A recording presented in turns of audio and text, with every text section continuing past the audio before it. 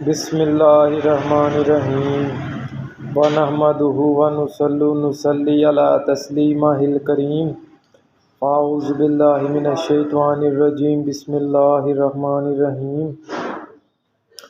تو دوستو، آج ہم اسلام کی روشنی میں ایسی 3 چیزوں کے بارے میں ذکر کریں گے کہ جس سے ہمیں اس بات کا معلوم ہوگا کہ اللہ پاک ہم سے راضی ہے یا ناراض ہے۔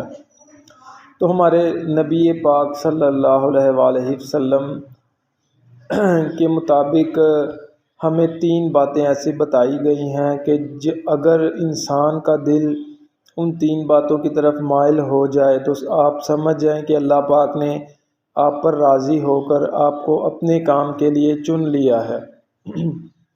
تو اس معاملے میں پہلی چیز جس پر اتفاق ہے وہ یہ کہ اگر آپ کا دل اسلام کی طرف مائل ہو جائے، اگر آپ کا دل اسلام کا دین علم سیکھنے کی طرف مائل ہو جائے تو آپ سمجھ جائیں کہ اللہ پاک نے آپ کو اپنے راستے کے لیے چن لیا ہے۔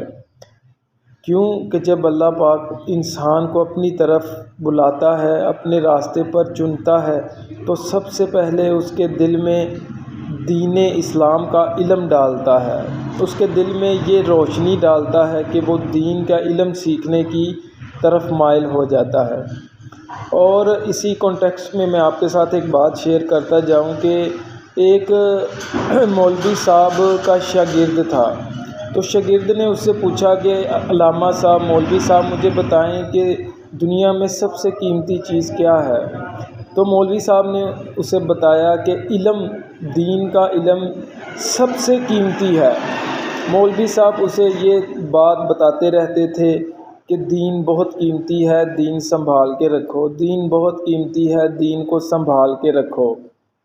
تو ایک دفعہ ان کے شاگرد نے کہا کہ مولوی صاحب، میرا جوتا پھٹ گیا ہے، میں ذرا موچی سے سلوا کے آیا۔ تو شاگرد نے جا کے موچی سے کہا کہ موچی، یہ میرا جوتا پھٹ گیا ہے، اسے سی دو تو میں آپ کو دین کا ایک مسئلہ سکھا کر جاؤں گا، میں آپ کو دین کا علم دے کر جاؤں گا جو آپ کو ساری زندگی آپ اور آپ کے گھر والوں کے کام آئے گا۔ تو موچی نے کہا کہ بھائی، دین کا علم رکھو اپنی جیب میں، دین کا علم رکھو اپنے پاس، مجھے پیسے دو تو میں آپ کا جوتا سی دیتا ہوں۔ وہ شاگرد بار بار اس کو اصرار کرتا رہا کہ دین بہت قیمتی ہے، لے لو، لیکن مولوی باضد رہا، وہ کہنے پر مجبور رہا کہ بھائی پیسے دو، مجھے یہ بات نہیں چاہیے۔ تو شاگرد واپس آیا اور اپنے علامہ صاحب سے کہنے لگا کہ آپ نے تو کہا تھا کہ دین بہت قیمتی ہے، لیکن موچی تو اسے جوتا سینے کے عوض بھی لینے کو تیار نہیں ہے، میں نے اسے بڑا منایا لیکن وہ نہیں مانا۔ تو علامہ صاحب نے اسے سمجھانے کی نیت سے اپنے جیب سے ایک قیمتی موتی نکالا اور کہا کہ جاؤ سبزی منڈی میں اسے کسی کو دے کر کھانے کے لیے کوئی چیز لے آؤ، تو دیکھو تمہیں کیا ملتا ہے۔ تو وہ شاگرد موتی کو پکڑ کر سبزی منڈی میں جاتا ہے، وہاں جا کر ایک سبزی فروش سے کہتا ہے کہ آپ یہ موتی رکھ لیں اور مجھے کھانے کے لیے کوئی سبزی دے دیں۔ تو وہ سبزی فروش آگے سے کہتا ہے بھائی اس کی قیمت تو 2-3 لیمبو ہے، کیونکہ چلو دے دو، میرے بچے اس سے کھیلیں گے، اس سے زیادہ میں تمہیں کچھ نہیں دے سکتا۔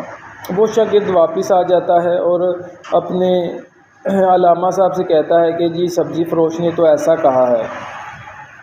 علامہ صاحب کہتے ہیں اچھا، اسی موتی کو اب کسی سونار کے پاس لے جاؤ، وہ دیکھو تمہیں کیا کہتا ہے۔ وہ شاگرد موتی کو پکڑتا ہے اور سونار کے پاس لے جاتا ہے۔ سونار نے جیسے ہی موتی کو دیکھا تو وہ کہنے لگا کہ بھائی یہ اتنا قیمتی موتی ہے کہ اگر میں اپنی ساری دکان بھی آپ کو دے دوں پھر بھی اس کی قیمت کا کچھ حصہ بھی پورا نہیں ہوگا، لہٰذا میں اسے خریدنے سے قاصر ہوں، آپ لے جا سکتے ہیں۔ تو وہ شاگرد واپس آیا اور کہنے لگا کہ دیکھیں کہ وہ سبزی والا تو 2-3 نیمبو دینے کو تیار نہیں تھا، تو ادھر تو سونار کہتا ہے کہ بھائی میرے پاس اتنے پیسے ہی نہیں ہیں کہ میں اسے خرید سکوں، میری دکان بھی لے جاؤ پھر بھی میں یہ موتی نہیں خرید سکتا۔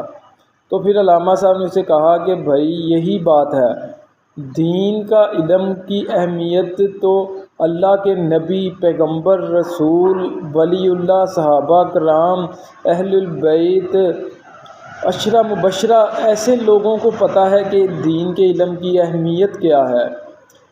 یہ عام لوگ جو دین کو سمجھتے ہی نہیں، انہیں کیا پتہ ہے دین کے علم کا۔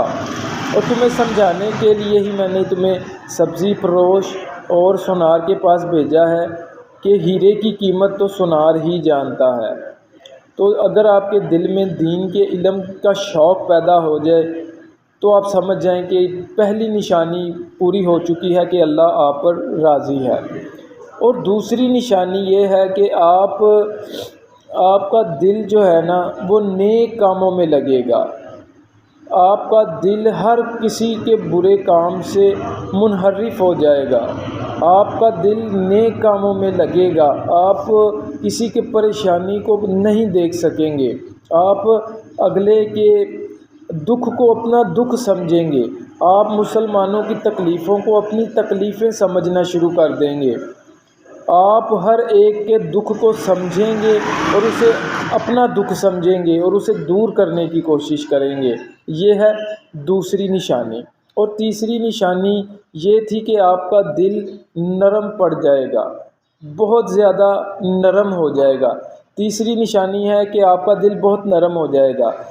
صحابہ کرام نے حضور پاک صلی اللہ علیہ وسلم سے پوچھا کہ اے نبی پاک، ہمارا دل بڑا سخت ہو گیا ہے، ہم اسے کیسے صاف کریں؟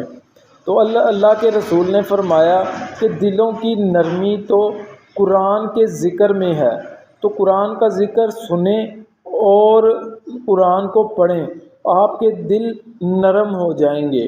صحابہ نے کہا کہ اے اللہ کے نبی، کہ اگر کوئی گھر کے برتن ہوں تو ہم اسے دھو لیں، لیکن دل کی میل کو ہم کیسے دھوئیں؟ تو اللہ کے نبی نے فرمایا قرآن کو پڑھو، قرآن کا پڑھنا دل کی میل کو دھو دیتا ہے۔